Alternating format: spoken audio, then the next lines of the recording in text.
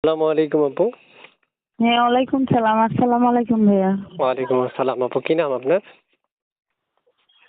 আমার নাম তো হচ্ছে ভাইয়া মায়া। মায়া। জি। ও মাই গড, নাম হচ্ছে মায়া। আসছেন কেন আপু প্রতিবেদনে? আসছি ভাইয়া একজন মনের মানুষের জন্য, যে আমার পাশে দাঁড়াবে, আমার দুঃখ কষ্টের সাথী হবে।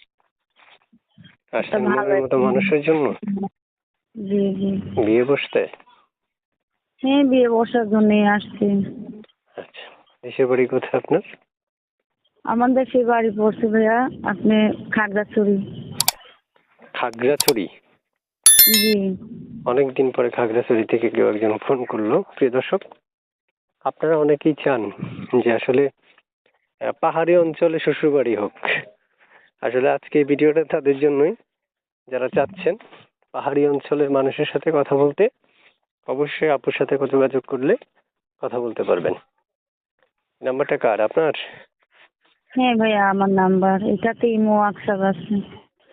সবসময় পাওয়া যাবে আপনাকে এই নাম্বারে? হ্যাঁ, সবসময় পাওয়া যাবে। আচ্ছা, তো আপু কেমন বয়সে যাচ্ছেন আপনি? কেমন বয়সী ভাইয়া, যে দুই বেলা দুই মুঠো খাওয়াইতে পারবে। প্রতিবেদন আছে, এতটা সুখে আছে না, ওষুধ পাইলেই তাই? প্রতিবেদন আসতে হয়। এখন এই কি নাম্বারে ইমো করবো? আছে? হ্যাঁ আছে। ইমোতে যোগাযোগ করা যাবে? হ্যাঁ, যোগাযোগ করা যাবে, ইমো হোয়াটসঅ্যাপ আছে। ও মাই গড, তার মানে আপনার সাথে ইমোতেই কথা বলতে পারবে?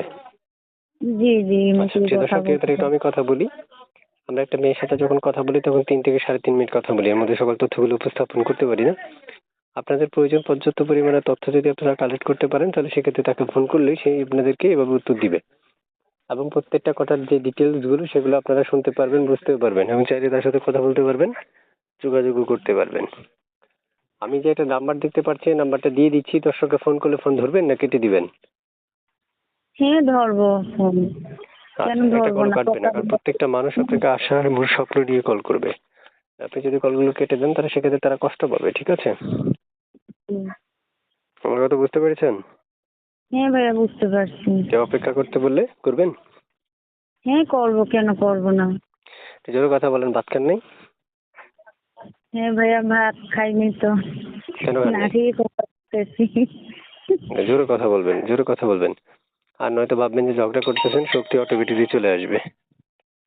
ভাইয়া খাইছি না তো, এই জন্য কথা আসতেছে না। ঠিক আছে, তো ঠিক আছে, আপনি ভালো থাকুন, সুস্থ থাকুন। এসকে টিভি টেলিভিশনের পক্ষ থেকে আপনাকে ধন্যবাদ জানানো হচ্ছে। আপনাকে অসংখ্য ধন্যবাদ জানাই। ঠিক আছে, ভালো থাকুন, আল্লাহ হাফিজ। আচ্ছা ভাইয়া, আল্লাহ ঠিক হাফেজ। আছে।